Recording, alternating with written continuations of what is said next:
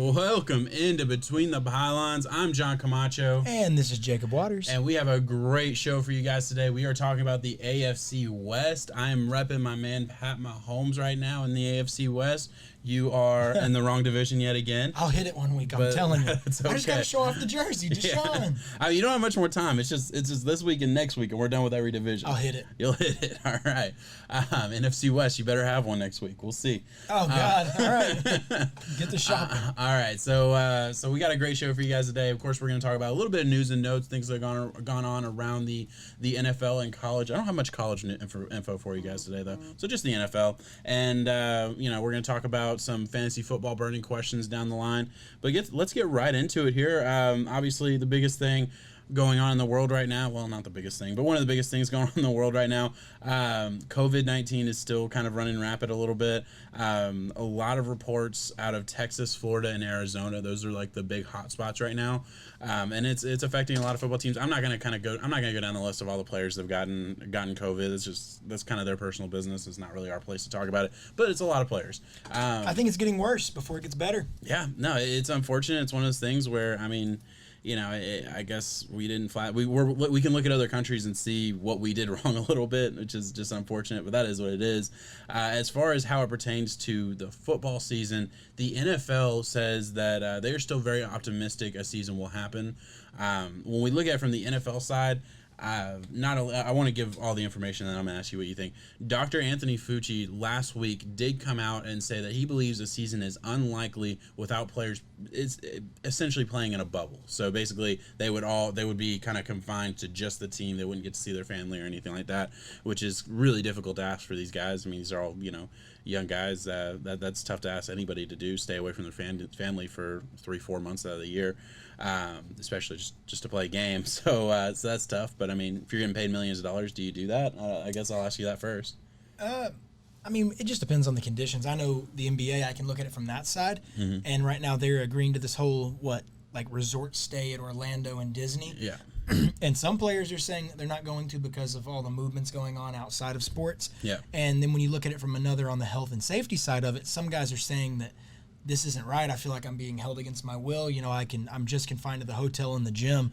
What am I supposed to do? Yeah. So it's like Disney's kind of working with the NBA, and we hear different stuff all the time that they're allowed to leave now in small groups. Yeah. Allowed to do stuff. I saw someone on Twitter saying that they're going to have to wear a ring that gives all of their vitals. Wow. And if there's like a certain spike, if someone's running a fever at a certain point, it's one of those things where I guess it's just the day and age that we're in, and with these circumstances we got, if we want sports to happen, we may have to play inside these parameters. Yeah, it's ridiculous.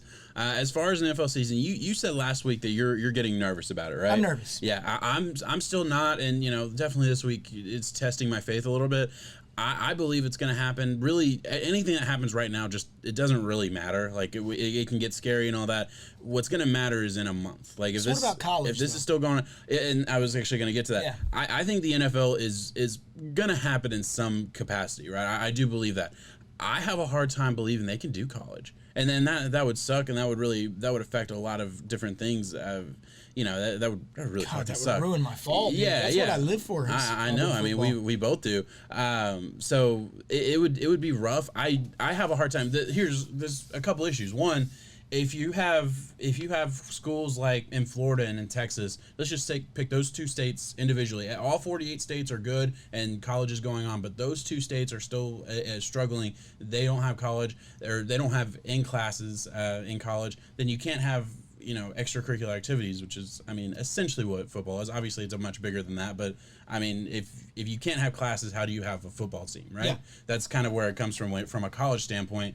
And if you don't have Texas and Florida teams, do you still have a season with the other teams? I guess you do, but it's not going to feel real. But then what do you do for the eligibility of those guys? Does that give the players a chance to opt out? Why would you want to play in a season that is kind of like scoped down a little bit? Would you want to risk a year of injury? Yeah. So much stuff goes around it. I think no matter what happens, there's going to be an asterisk on this season, right? Like there's going to be, for history down the line, we're going to look at the 2020 season and be like, yeah, whatever team wins or whatever happens, yeah, they won, or yeah, this player won the Heisman, but it wasn't. It was a weird year. There was other circumstances going on that made it maybe not 100% like legitimate. That, but I hope not to. I think at best it's that though. Yeah, I hope I'm wrong. I'm guessing just like everybody else. No one really knows. No one can know. Nobody in the know knows. So how could people like us know? But I mean, we can make educated guess, and we can kind of read the tea leaves a little bit and see what's going on. It's going to be tough. It's going to suck. And the reason I think the NFL is going to happen is because, I mean, these guys are getting paid a lot of money. And I think they got the money, and they also need this revenue. Yeah. So. And the majority of players, I'm not saying all of them, the majority of players will probably do what they have to do to play. Not only because, that's their livelihood, but I mean, yeah. Honestly, that's why. I guess because that's their livelihood, right? Wouldn't you? I think there's a chance that we see some of the older players, like the Larry Fitzgeralds of the NFL right now, kind of say, you know what? There's a lot going on right now. I don't need to. I don't need to prove anything. I'm already a Hall of Famer. I was coming back to play because I love the game, but I'm not going to just stay away from my family. Play. Yeah, I'm just saying, like the players like that. If it comes down to literally living in a bubble and doing something like that, the older players that don't have anything to prove, maybe they decide against it. I definitely think that's going to happen. You're talking like a Frank Gore. Yeah, I'm talking the Frank Gores, the Larry Fitzgeralds, Frank guys like nowhere. that. That's why I said that name. That dude. Yeah. He's been here since the Great Depression. It seems. I swear. He's been in the NFL for years on years. Again, I hope that's not true. I hope we don't see any retirements because of this. I mean, I'm just spitballing some kind of theories that I have here. But we'll move on. We'll get away from that. Dak Prescott signs his franchise tender worth $31.4 million. About time. The long-term contract is hitting a hole because he still wants the 4-year deal instead of the 5-year deal that the Cowboys are pushing. Crazy, it's come down to that. So is it the same money though? Like, yeah, I mean, I assume. I don't know. I don't know. I mean, I can't imagine. Obviously, we don't know. We don't know the inner workings. There's a lot of rumors that are coming about. The only thing we know for sure is that's been the big hang up. So I would imagine if everything else is the same money wise, like it's the same amount per year, I guess is what I'm saying. Yeah. And he just wants a 4-year deal because he believes he can come back and get a bigger contract earlier. I understand where he's coming from. I really do. I mean, he's already on one 4-year deal. So if he gets 3 4-year deals in his career, that could mean an extra contract on the back end of his career, right? I get that, but Jerry Jones, I don't think that would hold this up. I really don't. Jerry Jones has been a guy to not shy away from signing a check to anyone. Yeah. Anyone. At a certain point, I don't think the 4 or 5 year deal thing is.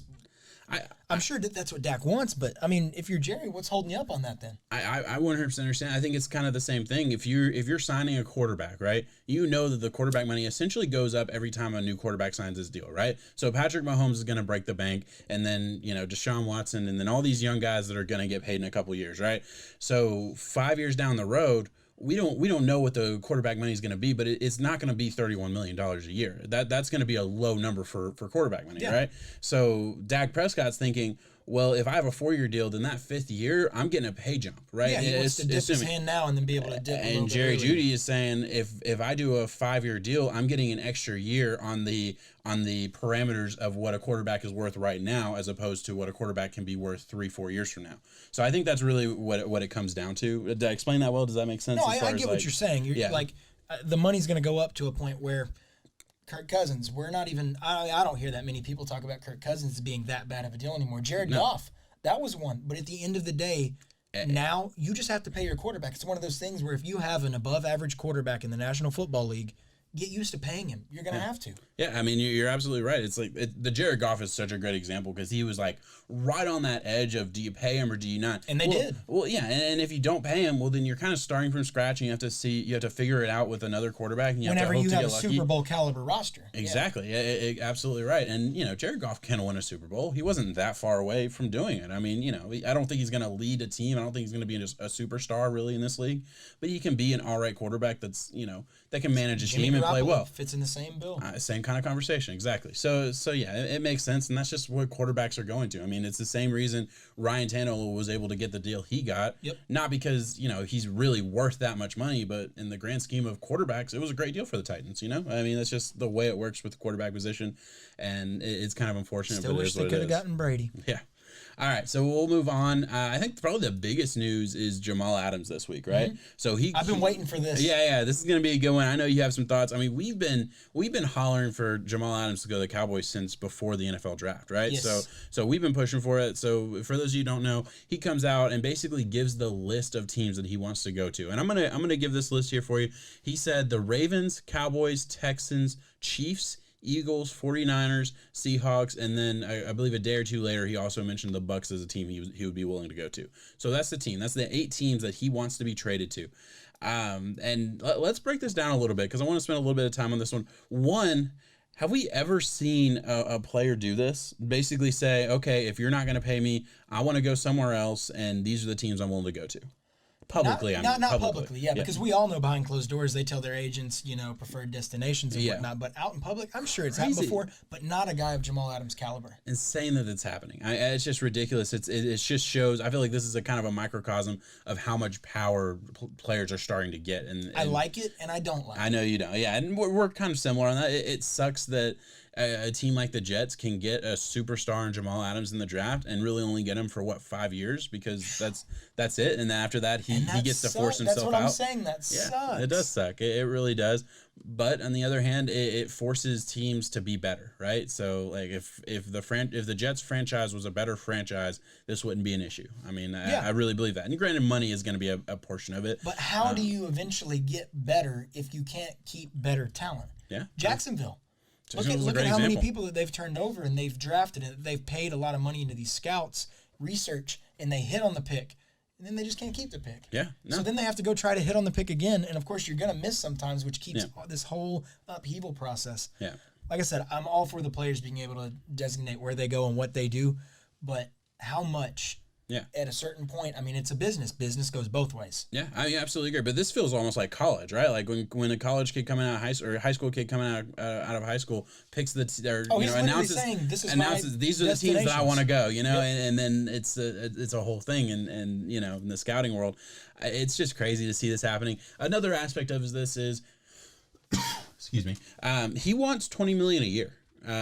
He wants to be paid that's ridiculous, because he's a safety. Safety is the closest comparison to a running back on defense, right? Safety's like 14, 15 million is your good one. A safety does not get paid the way the rest of the team does. So I mean, in a lot of ways, I mean that's really what we're talking about. We're talking about the running back of the defense. As important as the position is, it's somewhat easy to find really good to starting caliber talent in the mid rounds.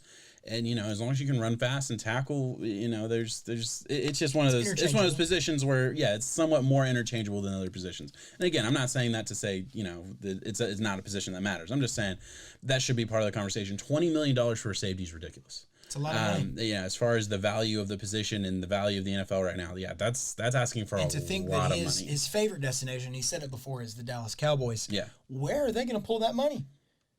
I don't know. DeMarcus Lawrence, Dak, Amari, you just paid. Zeke, you just paid.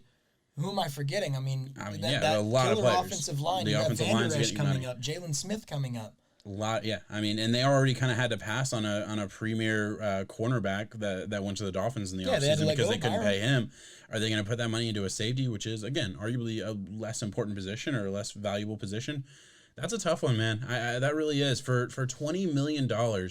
Look, I've said it before, and I'll say it again. Jamal Adams is the best safety in the league. Yes, he is. I believe that. I really do, and I think he deserves to get paid and all these things. And I hate.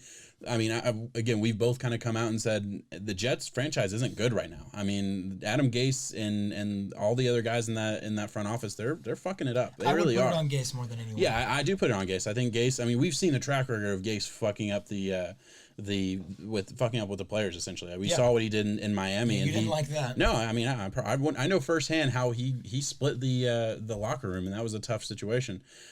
So let's get away from the technical side, and let's just talk about where do we think he should go? What do we want to see from Jamal Adams? Cowboys. All right. Send him to the Cowboys. I think when you look at that roster, and we've said it so many times, the Cowboys are so deep.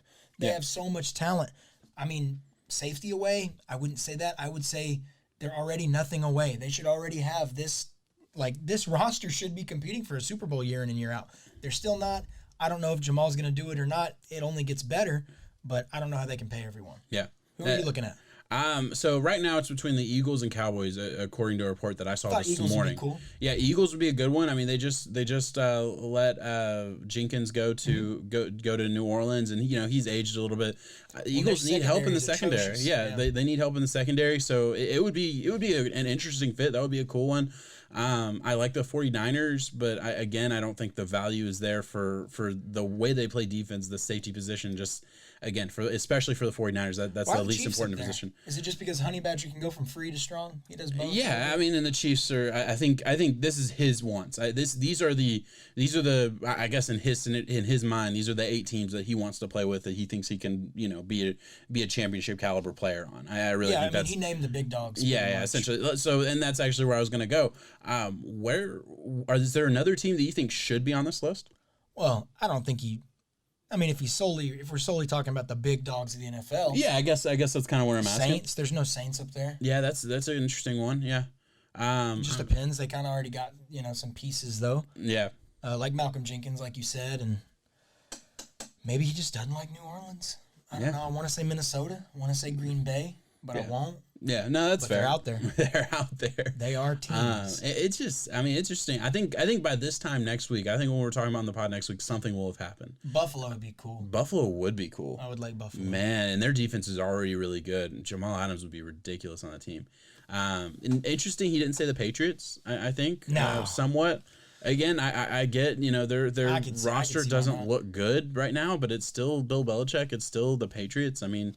They haven't declined yet. I mean, I get that. I'm not going to say the Patriots aren't good. I could totally see why he wants to go to these teams more so than. Yeah, I can't imagine it's a lot of fun playing for Bill Belichick, honestly. All right, so we're good there. Do you have an issue with what he's doing? I don't know the full story because I don't know how dirty the Jets have done him or how dirty Adam Gase has done him or if they make him feel like he's not worth being the number 1 overall. There's reports that, he's not even – because when there was a report last week or 2 weeks ago, whenever it was, that the Browns were already talking about getting a massive extension for what's-his-face, their DN that they got in the first pick overall. I lost the name. No. They lost it Leonard too. Williams? Huh? The number 1 pick from a couple of years ago. No. Jets? No, for the Browns. The Jets didn't have a number 1 pick. Huh? What? You're fucking with me. Who are you talking about? The Myles Garrett. Myles Garrett. Thank you. Yeah, I lost it. I was talking about the Jets. I was like, no, bro. So I was saying the Browns were working on a massive deal for Myles Garrett. And he came out on Twitter and basically said, well, the Jets haven't even talked to me. This is fucked up, kind of thing. So I get it. I mean, he's one of their star players, and they're not really even giving him the time of day. $20 million, I get why they were not really talking to him because they're probably nowhere close to $20 million. Yeah. But, man, this is a weird move. This is interesting. I root for him. I always root for the players who can make money, but it's crazy. It's crazy. All right, so you now gotta be willing to compromise. Yeah, no, absolutely. So we're gonna shift gears to the Dallas Goedert story. Oh yeah. I'm going to punch your face in the face. Good God. Oh, I love that audio. That's a good one. That was like the second I heard this story, that was my first thought. So I had to put that on there.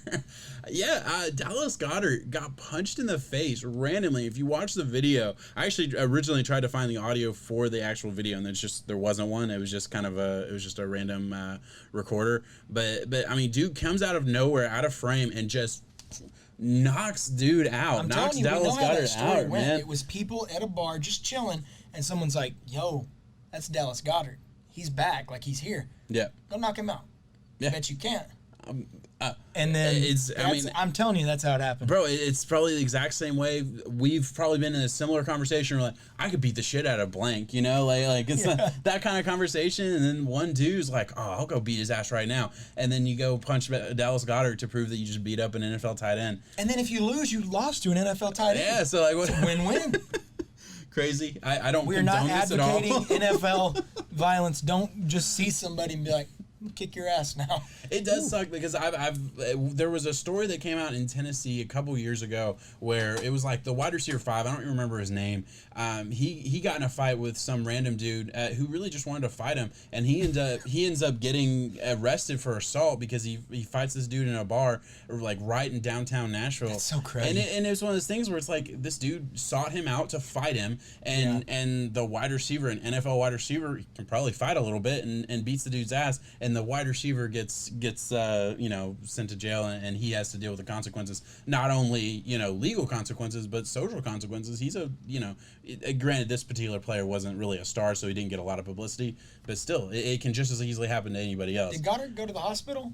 I believe he did because he got knocked out. Well, I was wondering how he was genuinely knocked out. I haven't seen the video. Yeah, no, he was just standing there out of nowhere, and then like sucker on the ground. Too? Completely what a sucker bitch. punch. Like when I say out of the frame, I mean you watch it, and Dallas Goedert's just standing there doing whatever. I don't even know where it is. He's just standing there, and dude comes out of nowhere, punches him in the face, and just walks away. Like, what the fuck do you do to that? That's bitch move. Dude, bitch move for sure. Yeah, it wasn't like I'm gonna start a fight. If you're gonna square up with him, at least do it the right way. Oh, he didn't square up with him. Yeah, that sucks. Dude, it was crazy. Go watch the video. It was a good one. But yeah, I don't really have anything else to say. I just thought it was an interesting, information. Fight like a man. Fight like a man. All right, probably the worst news of the week, I guess. Debo Samuels breaks his foot. Bad. Yeah, he was working out in Nashville too, which is where we're based from. He breaks his foot. He's going to be out 3 to 4 months. That's unfortunate for the 49ers. How does this affect his fantasy value? Well, I mean, a foot thing is one of the last things you want to see for a wide receiver when it comes to explosiveness and cutting and everything, and a broken one at that. I don't know. 3 to 4 months, that puts us in October. Yeah, he could be ready for week 1. That's kind of thing. So he'll probably miss all of. Could be. Yeah. Now it just depends on if this gets postponed or season pushed back. If he has the kind of injury I had when I broke my leg, it was supposed to be 3 months, ended up being 6 months. So we'll see. So I mean, they need him. Yeah, they do need him. I would say, as far as a fantasy football outlook, I'd fade him a little bit because I always get scared of those guys. And if you fade him, I'll buy him. Yeah, come on, that's totally fair. I get it. I'm just saying, I can't imagine how hard it is to come back from that, because even 3 or 4 months you're back on the field. Though. You're right. I think Brandon Ayuk is an interesting move now. I think this moves Brandon Ayuk up a little bit for me, because he's going to be getting wherever Debo Samuel's lining up, Brandon Ayuk is going to be lining up in training camp and all that. If training camp happens, that's a big if there. So I think Brandon Ayuk becomes a lot more interesting because of this injury specifically. Fair take? I like it. I hope Debo gets healthy. Yeah. All right, this is one that actually just came out today. I had to put it on the rundown a little bit late. Seahawks and Ravens are talking to AB. Get him out of here. Get him out of here. All right, so we got. I don't like AB. I don't stand for Antonio Brown and all the issues that go along with him. Yeah. I don't know what is going on, but I mean, yes, if he goes to the Seahawks, it would help them out. Yes, if he goes anywhere in the National Football League, it's going to help out that team. I just don't want the circus that revolves around Antonio Brown, his antics. I don't know. It's just the way that he presents himself, man. I could not agree more. And this is kind of funny because there were rumors that he was talking to the Ravens. I mean, a good while ago, and we talked about it on the pod then, and you kind of said the same thing, and we kind of had to break it apart where it's like, because we both agree, we're not going to have much of a conversation when we talk about AB the person, because I think we both agree, dude doesn't need to be in the NFL. I don't care how talented he is. I don't care. I just don't know how many chances are, come on now. Yeah, so, but on the other side of it, I don't think the Ravens need AB, but they could use him. I don't think the Seahawks need AB, but they could use him. There's Anyone not a team can use Antonio Brown. There's not a team in the NFL that I wouldn't say that about, And I mean, he's one of the greatest receiver talents we've ever seen in our lifetimes too. When you look at all of it, absolutely. If he comes back into the league right now, he's a top 5 receiver. Yeah, he is. He's up among the Julios, the Michael Thomas. He's with those guys right next to him, probably in front of him some weeks too. Yeah. But it's just the off the field stuff, man. It's ridiculous. I don't know. Yeah. No, I 100% agree. Hope this doesn't happen. If it does, do you pick a team? What's best for him? What's best for the team? Anything like that between these two guys? I've heard about the Ravens a lot. I've seen him working out with Lamar. Yeah. Maybe the whole big trust thing or whatever can. I don't know. Maybe he gets behind it. Yeah. I wish Antonio Brown the best. He's a great talent to watch. I just don't know what happened to him in his head. Vontaze Burfict just knocked that ass out, and ever since then, he's never been the same. That was it. All he had to do was wear a helmet, and he could have $30-something million guaranteed, right? Yeah, and he would be at the Raiders. Yeah. Wow. Yeah, no, it's ridiculous, and just all the things that happened. It was just a clown show. I mean, we talked about it. I mean, that was when we first started the pod, or He's facing jail time right now. He is. So I do want to say I think these two spots are good for him. If he does go to the Seahawks or the Ravens, these are both spots where the quarterback is the alpha of the team, and it's not like a Big Ben situation where no one really likes Big Ben, right? Like that's a common thing with this. I don't think Antonio Brown and Russell Wilson will get along. I don't think they'll get along. I think Antonio Brown will respect Russell Wilson. I think everyone in that locker room respects Russell Wilson. I hope. Yeah, and that's fair. I think maybe the Ravens are better with Lamar. Like Lamar Jackson just seems so in touch with that locker room. He seems like normally I would say yes he dude. should. Yes he should. Russell Wilson, Walter Payton Man of the Year nominee. I mean, great guy. But with Antonio Brown, dude, we are talking about the wild card factor of wild cards. Yeah. I don't know how Mike Tomlin did it. I don't know. I mean, yeah. I mean, shit. We've said it many times. The clown show that we saw out of AB just showed how good of a coach Mike Tomlin was. I mean, shit. He was handling that in for a while. Last piece of news. Nothing major. Martha Ford steps down as Lions president, and this is the way. If you've ever watched a Lions game, they always show the box, and they just show this like elderly woman, like 95-year-old woman. Apparently, she's been the president of the Lions this whole time. Yeah, that's ridiculous. I knew she was the owner. I didn't realize she was the president as well. So she finally steps down. That's probably good for the Lions in a weird way. Like, I mean, management's from the top down, you know. Never get to see a championship. Well, yeah, as the president, hopefully. Yeah, she'll probably die before she sees a championship from the Lions. Let's be honest, bro. Yeah, that's probably happened. That's fair. It's unfortunate. The Lions have always had so much talent, and I feel like we've talked at length about the front office kind of letting the Lions down time and time again. Yeah. So maybe and this they still got a long road ahead of them. Yeah, I've always said that I truly believe when you look at the teams that have just been dysfunctional for a very long time, like historically dysfunctional, I think it starts from the owner. I really do, and that's kind of where I go with the Browns and the Lions, and there's other teams out there we could talk about, but you know. So you're gonna sit here and tell me that Martha Ford is a bad lady? I'm not gonna say she's a bad lady. What she seems like a sweet lady. She seems like a sweet lady. You're I'm such an just asshole. saying. Martha Ford, I'm here for you. Fair enough. I'm an asshole. All right, so let's get into the AFC West here. Of course, we got to talk about the Chiefs first. God, why? They're my team. Well, because they'll be in first. They'll be in first. Yeah, they'll be in first. All right, so finished 12-4 last year, went on to win the Super Bowl. We all know that. One of the greatest offensive superpowers we've seen, and you know we're going to talk about the top 5 offensive and defensive. We're going to talk about the Chiefs a lot when we get to that part of the show. Yeah. Their over-under is 11.5, and I mean I really think about how good the Chiefs were. They were still 12-14. It's tough to win 12 games in the NFL. That's a tough over under, you know. And that's with Pat Mahomes going down. That is with Pat Mahomes going down. You're right. He's at what, 2 weeks? 3. 3 weeks. That's right. Yeah. So you know, one of those interesting things, they get Clyde Edwards-Helaire in the first round. I love that pick. Huge fan of him. Willie Gay in the second round. Added an offensive lineman in the third. A lot of pieces here that they added. They really just retained a lot of their talent that they already had. Oh yeah, they said get the band back together. Yeah, exactly. So that was the kind of thing. Did you like that way of thinking for the team? As far you just won a Super Bowl. Shoot, the way that it works for me in my head is if you have a window, try your absolute hardest, as hard as you can, to shove that window open and keep it open for as long as you can, because it goes away, and when it diminishes, it's okay. It's okay to be bad. That's how I would like my team to operate, at least. Yeah. I would like to be a realist on the situation and understand that there are generational talents in the league, and at some points you can't do it. Yeah. You're the Chiefs. You have a damn star. I mean, you have the star. The window is wide open. Get the guys together, keep them together, and run it. And then at the end of the day, let's see if you have 3 or 4 Super Bowls. Yeah. And look, I do agree with that to a point. For me, it was guys like signing Sammy Watkins for $9 million. I feel like Sammy Watkins is a good player. I'm fine with that. You could have gotten a cheaper option than Sammy Watkins, and this is truly just from a team building standpoint. And I'm picking. This is the Super Bowl winner. I am just kind of nitpicking at the very least, but I just want to kind of go down it. Paying him $9 million for a year seems like a lot for a guy who really, I mean, he was not the vocal point of that offense in any way, right? I mean, no, we agree. I mean, he's you're right in saying that. He's the third wide receiver on the team right now. And that's if we're not counting the tight end spot. Yeah, exactly. I mean, so that's ridiculous. Guys like that, they added a lot of guys that were just pieces of the defense, pieces of the offense, but not the main players, and paid them pretty top dollar. So they spent a lot of money to keep it. That just scares me long term, right? We've seen teams like that do that before.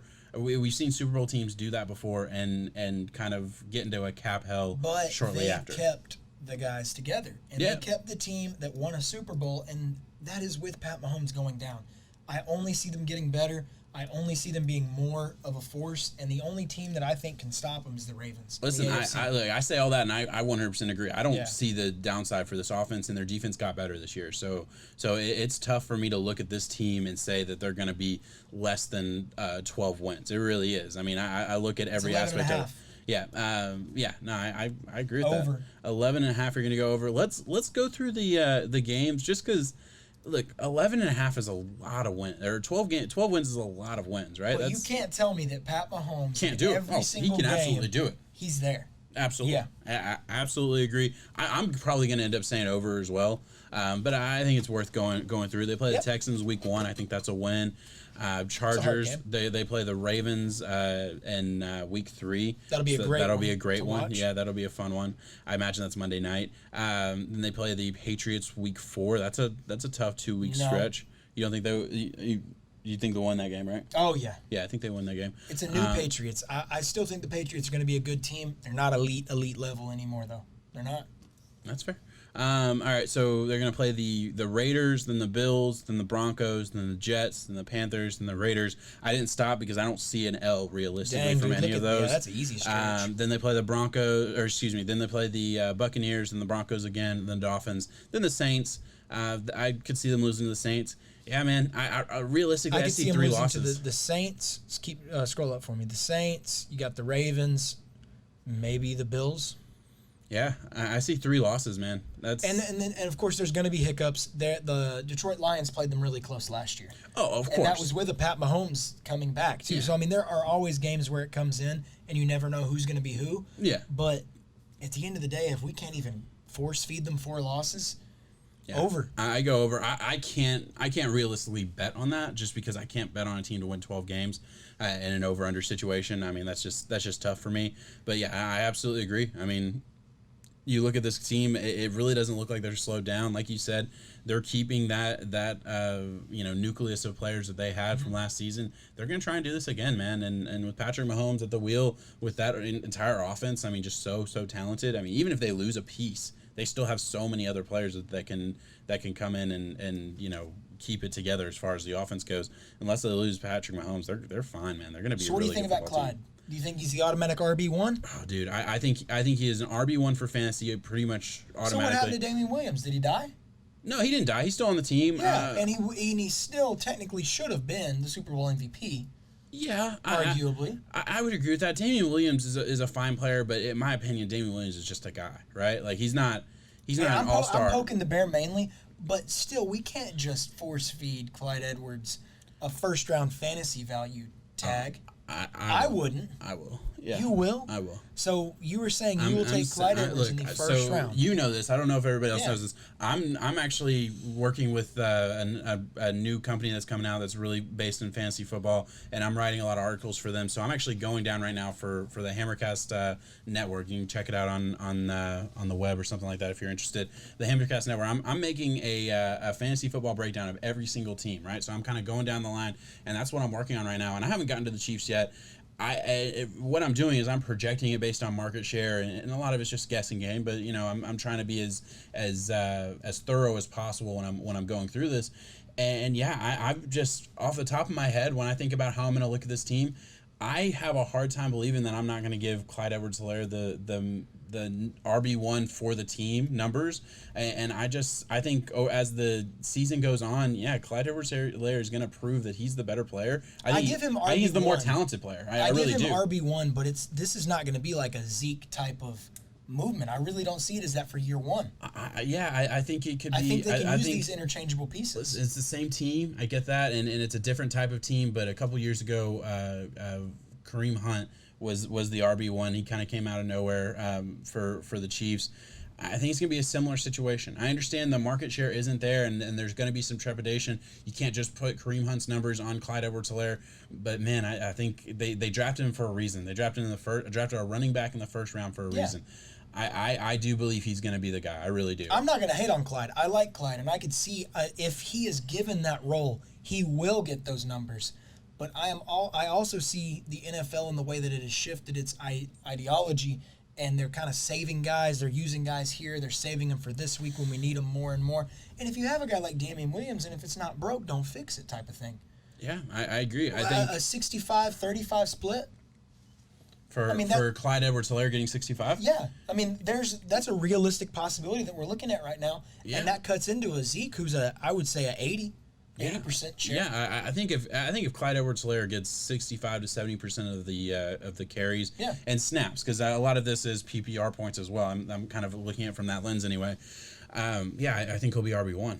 I really do. That's RB1, and that's RB1 numbers. I don't know if that designates a first-round fantasy pick for me. Back into the first round, second round is probably where I'm thinking about it. Again, I can see someone taking a shot. I mean, look what someone did with Josh Jacobs last year. I'm sure a lot of you out there probably looked at him at the late second, early third. Some may have pulled the trigger early. Yeah, paid off. I absolutely agree, and I think there's every single year it seems like there's a couple rookies that they get drafted really early, and they're kind of slam dunk picks because they're not yet in that conversation because we haven't really seen it. But we know the talent that they have because we've seen it in college, and we know the amount of value that the team has in them because of the draft pick, and those two things are pretty bankable in my opinion. Yeah. Again, look, I got burned last year pretty hard with taking Montgomery in the third round in a couple different leagues. So it's never you win some, you lose some. Yeah, exactly. It's never 100%, and I could absolutely be wrong about Clyde Edwards, but I'll be taking the gamble in certain leagues. I'm sure of it. But all right, let's move on to the Denver Broncos. And I got to say, if we didn't have the Chiefs in this division, I would be slamming the table for the Denver Broncos to win the division. Wow. Yeah, no, I'm saying the Chiefs are in the division. They got the division. That's fine. I think in a lot of divisions, the Denver Broncos would win it.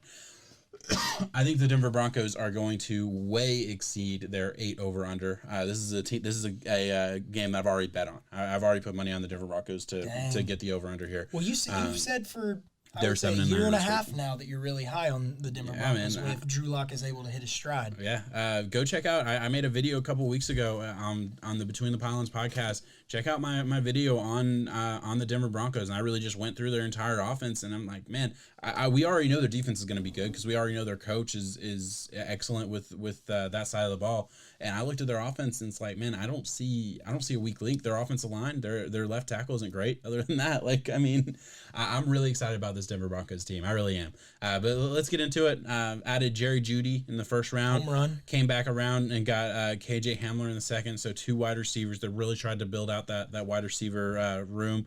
Get a cornerback out of Iowa in the third. I'm not even going to try and pronounce that last name, Michael something. And they get Lloyd Cushenberry in the late third round. Again, that's a guy I think he's going to be a starter for them right away. Just a good team. Just a really good draft. I was really excited about their draft. Again, now they did get the tight end out of Missouri.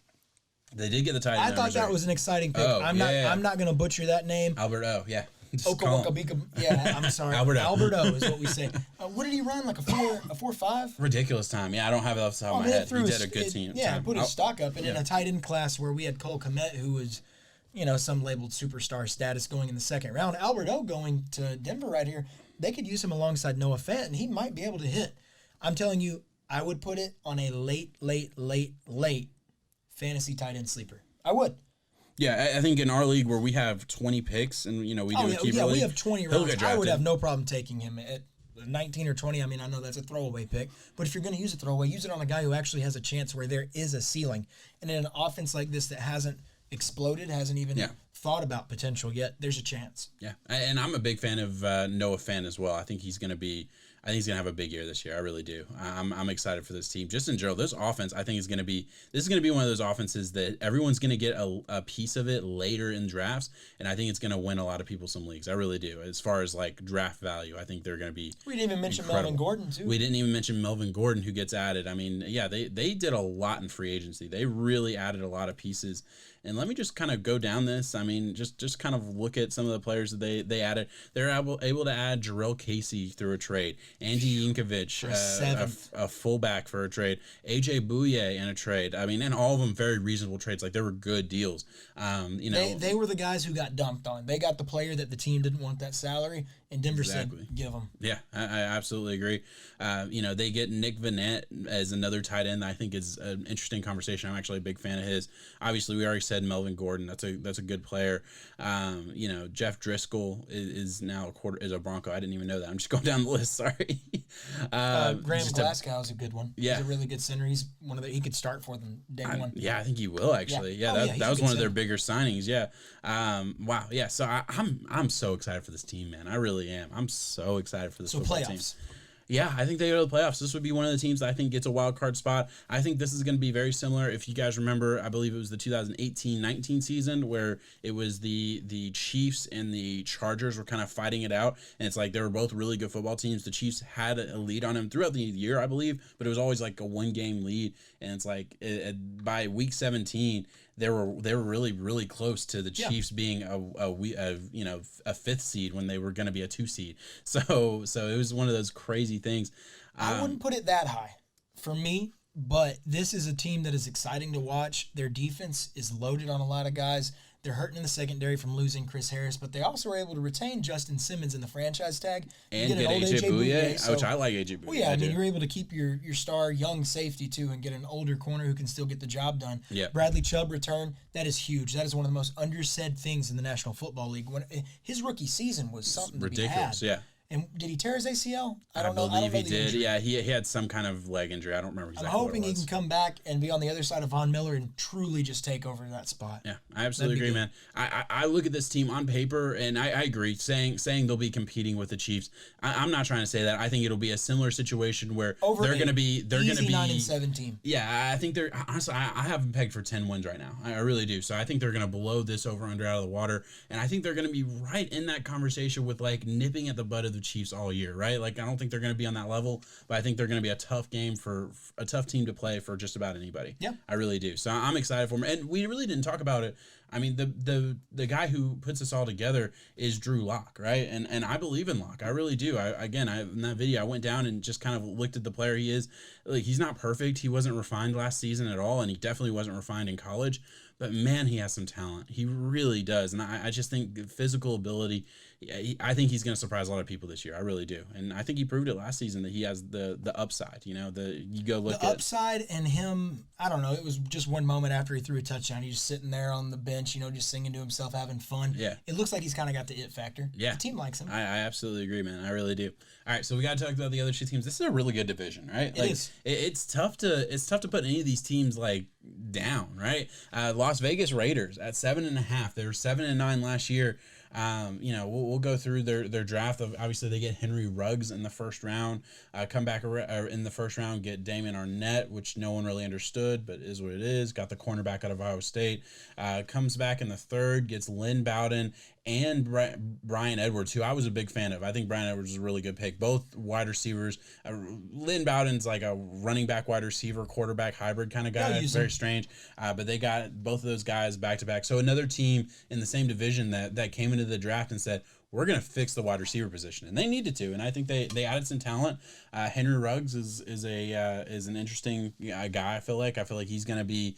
Where do you have him for fantasy? I know we're kind of going off topic, but it's an interesting one. I don't know his ADP off the top of my head. For me, there is a good ceiling there. I mean, there is a chance. Ceiling. You know that he's going to get the targets. Yeah. He's the one. It just depends on how he's able to use it. So if you want to, it just depends on how you want to spin it to me. If you want to spin me the knockoff Tyreek Hill that could be the Tyreek Hill in that same division, take a shot on him in the 3rd, 4th round if he's there. I'm serious. I really think that's high, but I don't blame you. I think people are going to be going off on this guy. I mean, we're talking about a guy. He was the first wide receiver taken in a loaded wide receiver class, and Well, and it's the fact that he's stepping into the wide receiver 1 role. Yeah, and again, I was going to say that you don't take this guy if you don't want him to be a stud, right? So I agree. I 100% agree with that take. I can't realistically say it's tough. What I want to say is, oh yeah, get him in the 8th round. He's not gonna be there. Yeah, I agree.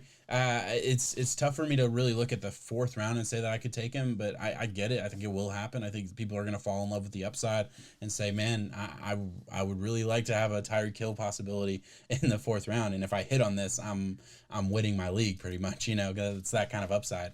So yeah, I get that. So we'll go back to the actual team. In free agency, they didn't do as much as the Broncos, I don't think, but I mean they get a guy like Richie Incognito, which was he already on the Raiders? Yeah, he was. Okay, they re-signed Richie Incognito. They had to talk him out of retirement. That's what it was. Yeah. Okay, I was gonna say there was some kind of story there I forgot about. Not a lot of big names that they had as I'm just kind of going down this list. Jason Witten signed with the Raiders. I forgot about that. That's a cool one. Yeah, I didn't realize that. Darren Waller's still the dog there. Darren Waller is still the dog there. Who else? Carl Nassib goes to the Raiders, which is a guy he's kind of a nobody, but he was one of those guys that was on Hard Knocks a couple of years ago, and he was the dude that was talking about revenue stream. They didn't make enough moves for me. They signed Marcus Mariota as well, so we will get to see the Derek Carr Mariota battle and see how that goes down. Yeah. I don't know. I've never really hated Derek Carr. I haven't. I think this is two guys who are really, really nice.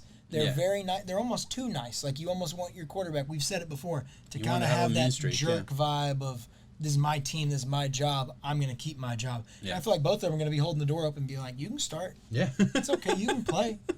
I'm just serious. I get that. I see a little bit of fire with I see a little bit of fire with Derek Carr. They're both holding the door waiting.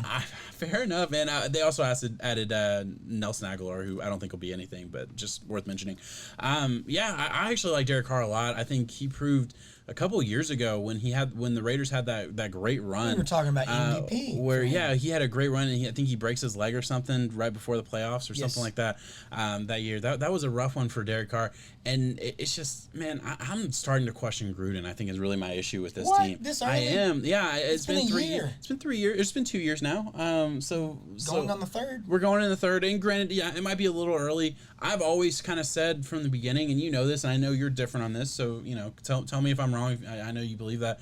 I've always questioned if Gruden's the guy, or like I think Gruden. Look, he got a Super Bowl with the Bucks, but it wasn't really his team. He didn't build that team, and I don't think he's a bad coach by any means.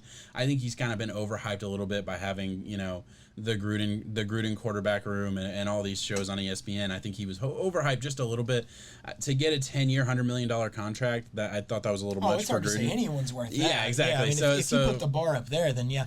No, I don't think they made enough moves.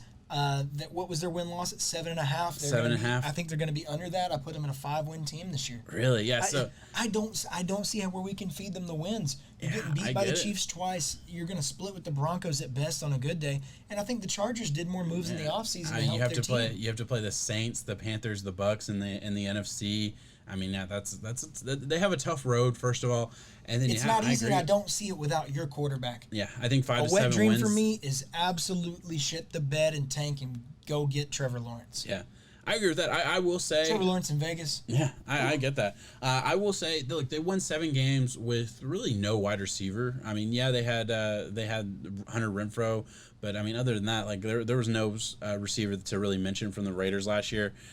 Just a lot of scrubs, in my opinion. And they pulled out 7 wins, so their offensive firepower is a lot better this year, right? So they actually have some weapons on the outside, and they're going to be able to make some moves there. Oh, don't tell me over, though. I'm not saying over. I'm painting a picture for where I think there could be some upside for the Raiders. That's kind of where I'm going with this. I think they're going to be a tough team to play. Give the ball to Josh Jacobs. If one of your quarterbacks can emerge from this battle, like I can paint it in a good light. So you think it's a battle? Do you think it's a battle between? Oh, see, I don't think that. I think Derek Carr has the job. It's a battle. Oh, really? Okay, so we're way off on that then. Gruden's sending a message. I mean, you don't go get Marcus Mariota to just ride the bench the entire year. I think you do. It's the same thing that happened with Tannehill. I think it could be the same story, but Tannehill was signed to be the backup.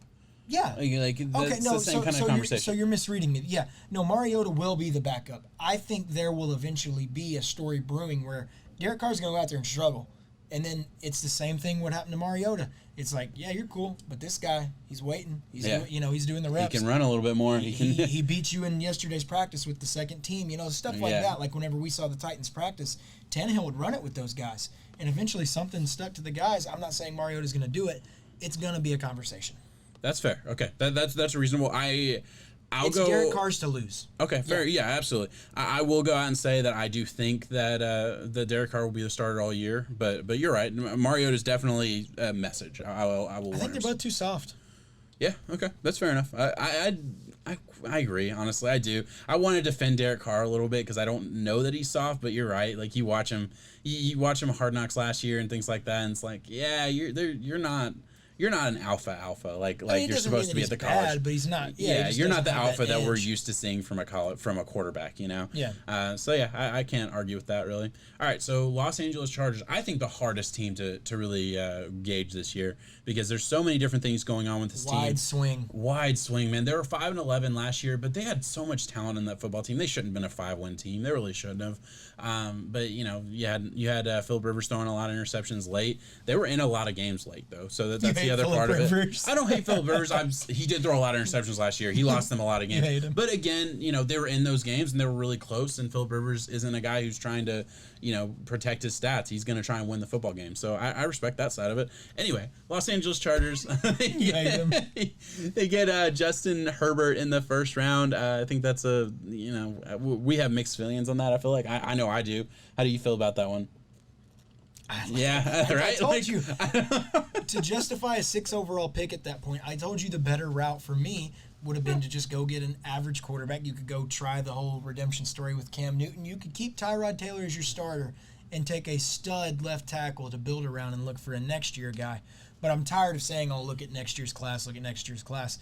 But I promise you it's coming, and then I'll get to say I'm right.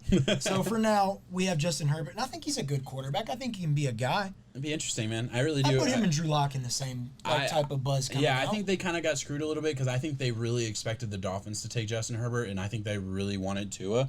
I really believe that, and I think the Dolphins played it very well because I really believe that the Chargers would have considered making a trade to jump the Dolphins and get Tua. I really believe that, but the Dolphins pretty much put everything out there that they were taking Justin Herbert. And for any bad grade they get with Herbert, they totally make up for the trade coming back up into the first. Oh, so you like this trade? Yes, I like the trade. I love Kenneth Murray. I want to preface this.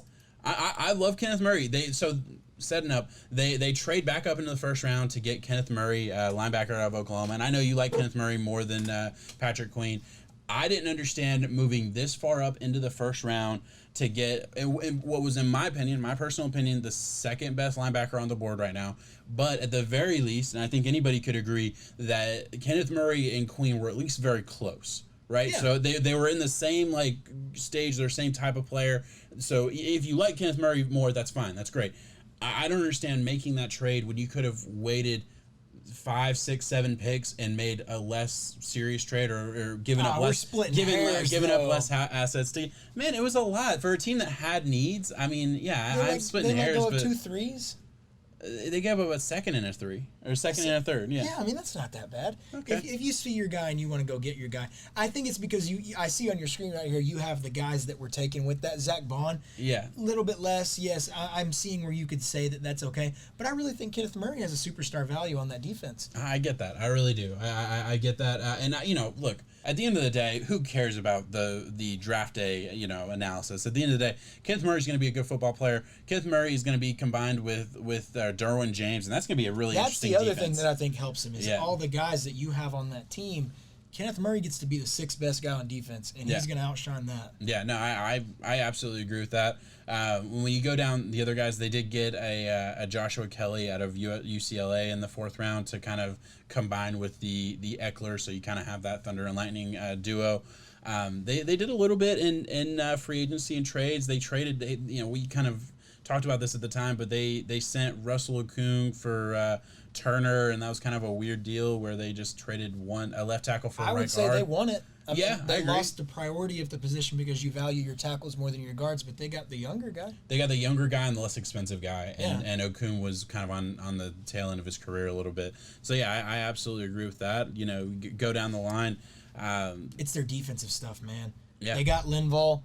They got Chris Harris. They also have Casey Hayward returning. That secondary is one of the best secondaries in the National Football League. Yeah, no. Derwin coming back, because what happened to Derwin? Yeah, he came back in the second half of the season. He was but he banged had up all year, though. he had some kind of again another leg injury thing. I don't remember exactly what it was. It wasn't as serious. Oh, and Hunter Henry. Hunter Henry's he came back last year as well. Like late last year, he did have the ACL. He had the ACL around this time last year, actually, I believe, because it was very early on in the season, I believe. Hunter Henry's going to come back. I love the team. I really do. So we look at the team. Love Keenan Allen. I really like Hunter Henry. I like their offense. Austin Eckler's going to be good. Their offense line, not going to be great, but it's going to be fine. And then you look at the defense. I think their defense is going to be really good. It's just a weird thing. Melvin Ingram. Yeah, their defense is going to be really Comes down good. to the quarterback play. Yeah, but when you look at it all together, this over under is 100% based on what do we think that either what do we think the quarterback position can do for this team. So either Justin Herbert or their guy Tyrod, who I think will be the starter from week 1. Like I think they're going to give Tyrod the job and then let Justin Herbert earn it down the road. I don't know. I really don't know. What do you think? You got to say something. You got to give me at 8. I'm gonna bet under. I would not touch this game because I think 8's a good number. I would not touch, and I would say under. Yeah, I think 8's a good number. 8-8 seems like right around where the Chargers are going to be. I think when you look at this time last year, we're talking before the injuries, of course, because I know they were decimated. We were talking about the Chargers competing with the Chiefs like they did the year before and the years that they have. Yeah. I mean, it feels like it's always Chargers Chiefs 11-5 going at it. Last week they'll tie, and then someone gets the tiebreaker. Yeah. And then they just shit the bed last year at 5-11. Yeah, no, I don't think they'll be that bad again. I absolutely agree with that. And you got to remember, coming into last season, we thought the Chargers were going to be really good. And again, like you said, they shit the bed. And I now thought Phillip Rivers was going to go out next swinging. season, I mean, I don't think they're going to be bad. I really do. You could make an argument for me that they're going to be 11-5. You could make an argument with me that they're going to be 3-13. I don't know. I could see any variation and anywhere in the middle. 7-9. 7-9 seems like a good number. I'm gonna say under just because they don't come in last in the division. If I had to bet, they could be 7. Oh, really? Yeah. Raiders are last. You're putting then Raiders Chargers, last. Broncos. I'll just throw numbers. Raiders 6-10. Chargers 7-9. Raiders 7-9. Sorry, Chargers. Yeah, we'll go 8-8. It's one of those weird ones, man. I could see either the Raiders or the Chargers being second in the division with 7-9. I really could. I could see. There's always a bad team. I could see it being one of those weird Madden leagues where every team has 8 wins. Yeah. So I don't know. That's a tough one, man. I really don't know. Like I said, I would say under, but it's just one of those weird teams where there's a lot going on with this team, and if I break it down, I could make an argument either way. I really could. Bet. All right, we'll move on. Fantasy football burning questions. First one I have for you.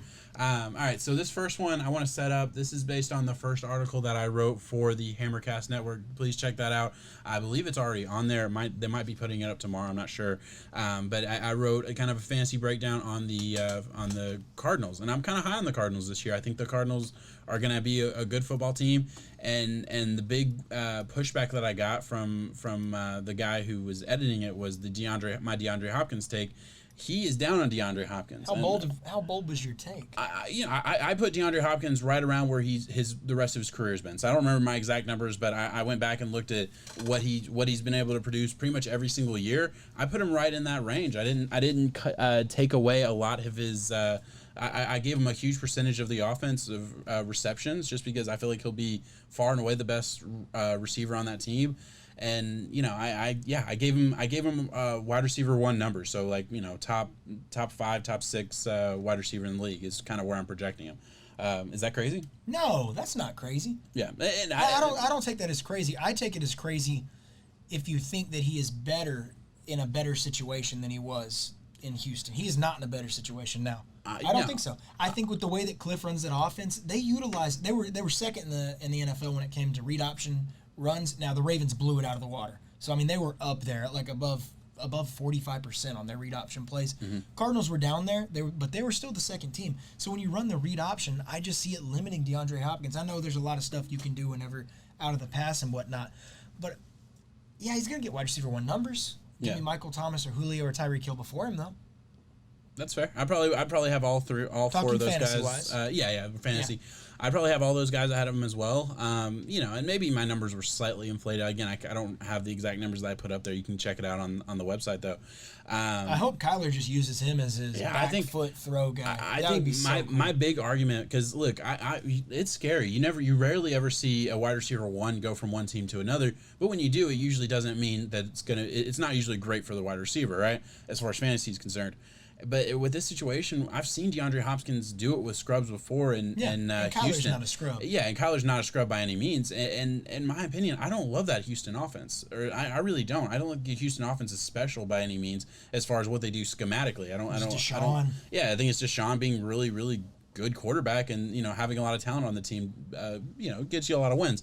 I look at the Cardinals offense, and again, it's kind of the same kind of thing. I think it's more exciting. I like the offense more just because I like the read option type of, but that's just a personal, like, I like watching that more. I think, again, the offense itself, it's not like it's better or worse in my opinion. It's just different, ADP, he is first round 10th pick. His first round pick is a bit high for me. If you're able to get him in the mid-second round, I'd like him in the second more, but mid-second's cool. Yeah, I think my thing is in the first round, I'm usually targeting a running back, so it'd be tough for me to say. It's just my mentality when I go into a draft. So it'd be tough for me to take any wide receiver other than maybe Michael Thomas in the first round. That's just, again, my take. Yeah. But beyond that, I mean, I like DeAndre Hopkins there. I don't have a problem with that. Do you have a problem with that? No, it's good. Okay, cool. Fair enough. So we're kind of on a similar page there. Yeah, he'll have a good year. Yeah, let us know in the comments what you think about DeAndre Hopkins. Am I crazy for thinking he's roast us? Roast us. Hit us up. All right. Similar kind of question. What about Calvin Ridley? How do we feel about him? Where would he perform? What do you think about the Falcons all in all? I mean, I can paint you a good picture. There's a lot of teams in the league where you can paint a good picture. You can paint a bad picture. I like Matt Ryan a lot. I like Julio Jones, so I like the target. I like him not being doubled every single game because there's a lot of weapons on this team. Yeah. But his ADP is in the 4th round, and that's early 4th round. 4th round, 4th pick. Gosh, how can you justify doing that? That's way early. Too high. We're talking about it. Oh, do you hear my belly there? That was nasty. That was nasty. Yeah. So we're talking about a guy who had he had a great first 2 games last year, and then he was a little disappointing. I had Calvin Ridley on my team. His first 2 games made me lose a lot of games down the road on one of my leagues because I just kept believing in him. It's one of those weird situations where the Falcons were down a lot. They were throwing the football a lot, but it didn't go Calvin Ridley's way. Look, I've written the article. I don't know if it won't be posted for a couple weeks now on the Atlanta Falcons. I don't know, man. I really don't, because obviously we know Julio's going to get his numbers. Calvin Ridley, I mean, this should be the breakout year for Calvin Ridley. In the 4th round, hell no. Because you're projecting if you think Calvin Ridley is going to be a 4th round caliber player. If you do it in the 4th round, that is your easy wide receiver 2. Yeah. You got to give him those. I mean, yeah, man. I can't even fathom betting on Calvin Ridley. I'll put it into easier terms. I'll name the guys that go alongside of that: Tyler Lockett, Keenan Allen, AJ Brown, T.Y. Hilton. Yeah, that's not even close to me. Yeah, no, all those guys are getting drafted before Calvin. Even Ridley, behind him is DJ Shark, Robert Woods, Allen Robinson, Stephon Diggs, Jarvis Landry. Yeah, I mean, and Hollywood Brown. And again, like there could be some conversations with a couple of those guys, maybe, but I mean, again, I probably take all of them. I'm still seeing wide receiver. I'm scared. Scary Terry 6th round, Juju 6th round, DJ Moore 6th round. Give me those guys before I get Calvin Ridley. Because Calvin Ridley in the 6th round sounds okay. Yeah, I can handle that, and I probably he should be along with the Scary Terrys and the Jujus, and like that should be where his range is, in my opinion. Juju should be a little bit higher, but that's just whatever. All right, so last question here. I can't remember. Denver, thank you. All right, so what Denver wide receiver do you want on your team? Courtland Sutton or Jerry Jeudy? Courtland Sutton. Final answer. Courtland Sutton, final answer. Yes, I'm going to find him on my ADP list, and that's how I know that it's him, because it is the 7th round, 11th pick. I love that. Courtland Sutton in the 7th round is ridiculous. Sutton in the 7th round is a steal. I think he's one of those guys who can emerge, and we just hyped up this Denver Broncos team earlier in the episode, so I'm gonna stick with it here. I think both guys have that upside, but Courtland Sutton, he's a dog, man. He's a true number 1, and it only helps you when you add a talent alongside you like Jerry Jeudy. Where's Jerry Jeudy going? Oh Do you have gosh, him? talk for a second. I think 11th round. 11th round. Man, I like both those guys. I could genuinely see myself having both those guys on my team. I'll definitely have a lot of pieces of both of them. Jerry Jeudy, he's going to come in the league, and he's going to be, I think he'll probably be wide receiver 1 on that team right off the bat. And then who? Jerry Jeudy? Jerry Jeudy, that's the football team, not the fantasy part. Oh, yeah. Part. I'm saying like he'll be like X and Y. Yeah, exactly. He'll be slotted as that in that position. And then Cortland Sutton, I think he's going to eat because of it, because I think they're both really talented players. Yeah. It's projection for both of them. I think Cortland Sutton has a better fantasy year overall, just because he's third year. Now that I'm thinking about third it, year though, man, breakout. it's hard to it's say. tough, isn't it? Yeah. Well, I think both of these guys are buys. I mean, yeah, buy them Cortland both. in the I didn't realize they were Jerry both going Jeudy that far. in the 11th. Yeah. I think when you actually get to a real fantasy league, because this is just the fantasy football calculator website. Yeah. Someone's going to pull the trigger on Jerry Jeudy. Someone's going to pull the trigger on CeeDee Lamb. These are just two, and Henry Ruggs. They're way too hot commodity of names to just ride down there.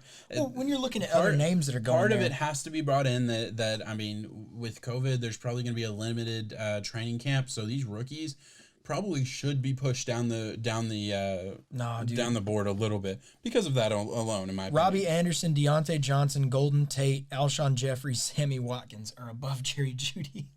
Oh, yeah. On this. Buy Jerry Jeudy, buy Cortland Sutton, and know that you are going to get a good return in your investment off of that. Yeah, especially where they're getting drafted. And that goes back to what we just said about Calvin in the 4th.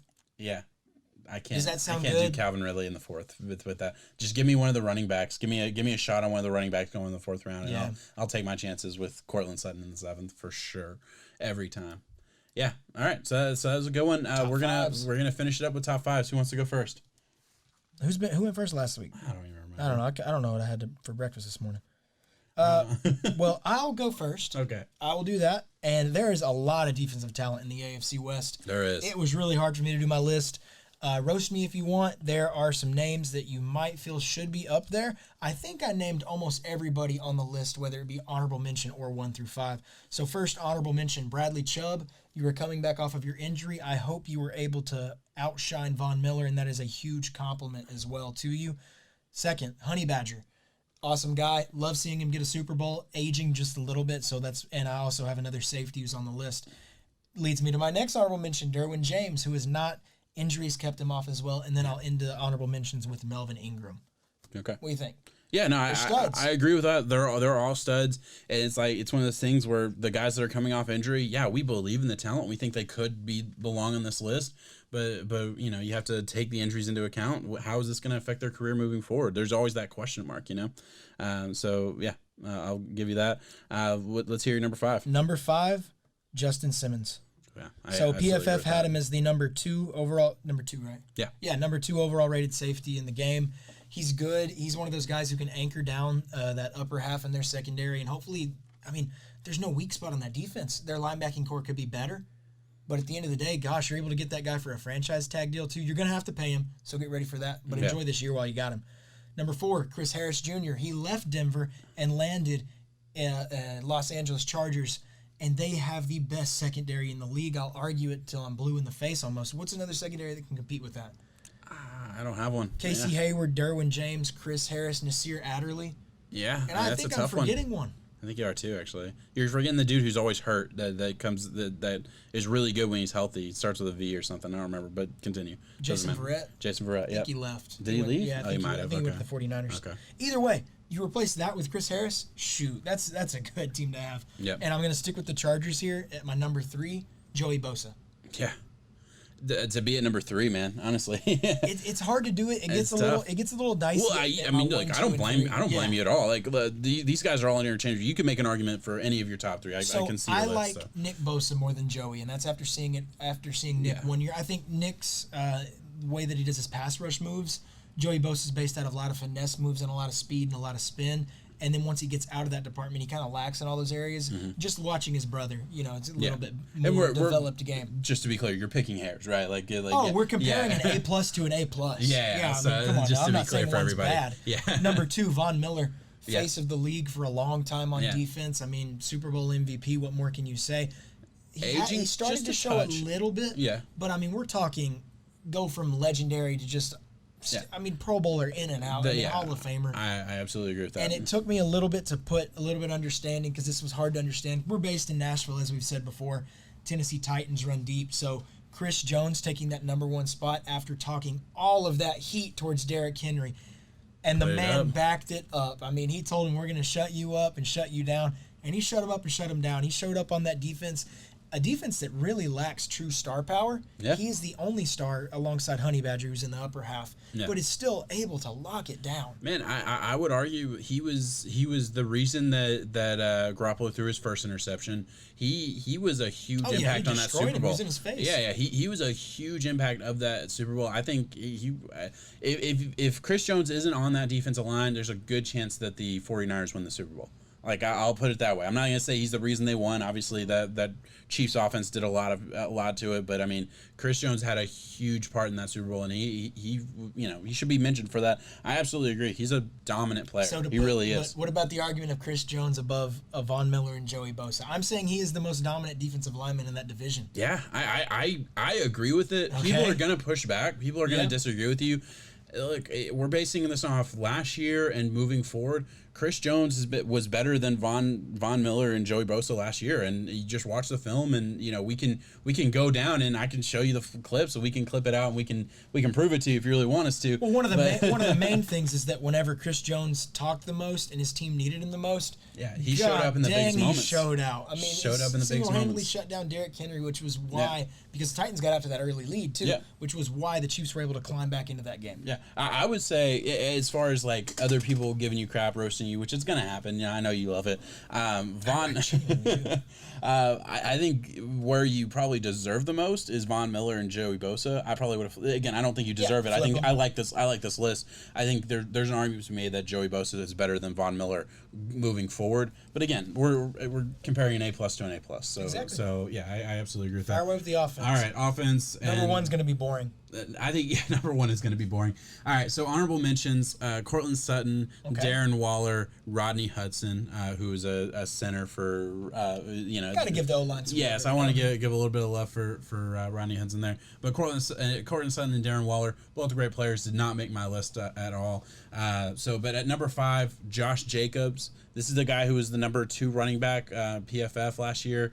Moving forward, and he really didn't even have enough snaps in my opinion. Like he was getting, like, Jalen Richard was getting way more snaps than they deserved. Like, let's just be perfectly blunt there. Josh Jacobs is a baller. I think he's going to come in this year and show that he is one of the top 5 running backs in the league. I really believe he has that kind of potential. He's a great player, and at number 5, I think that's a compliment to the rest of this list. I really do. I was about to say it's hard to put him down there. Keenan Allen at number 4. Love Keenan Allen. Great player.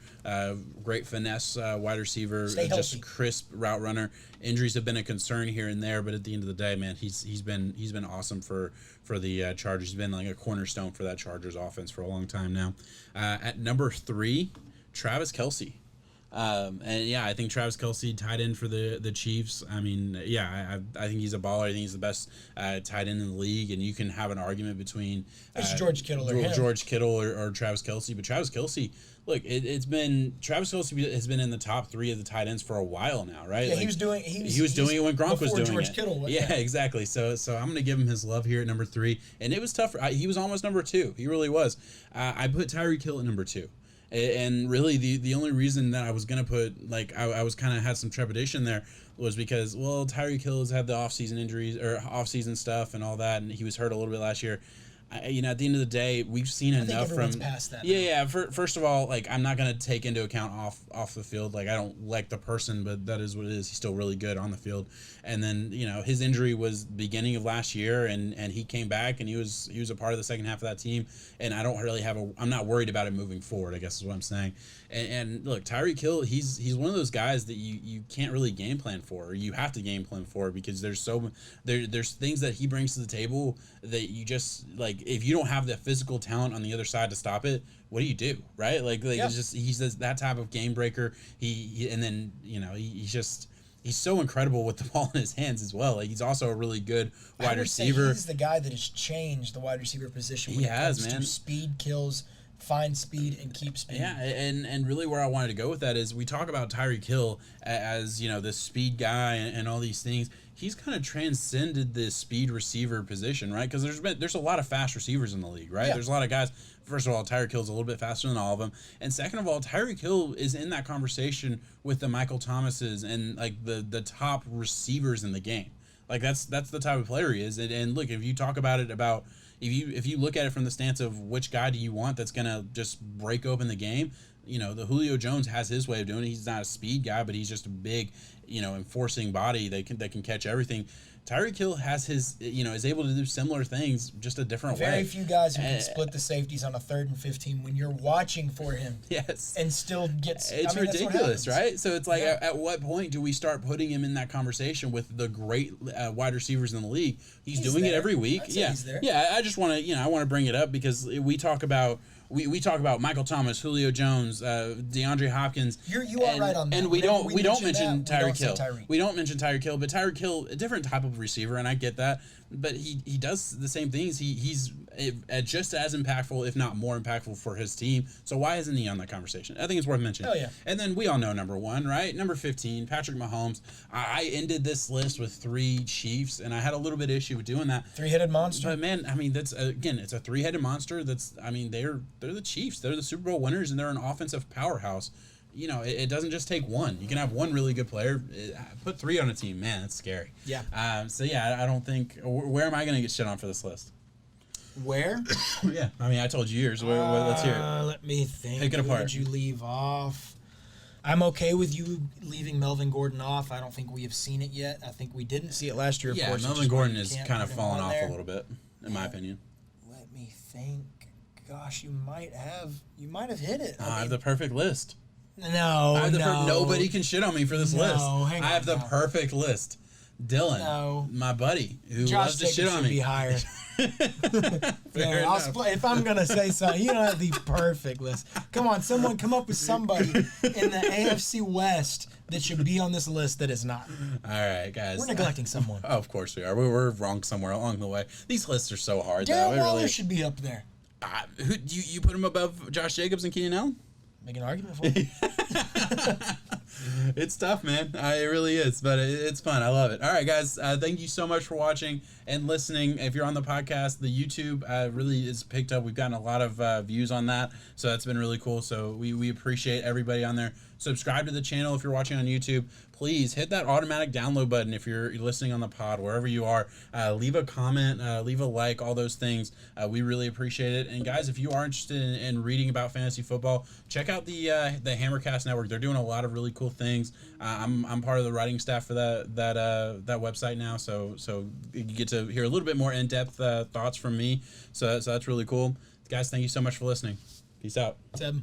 I'm going to punch your face in the face.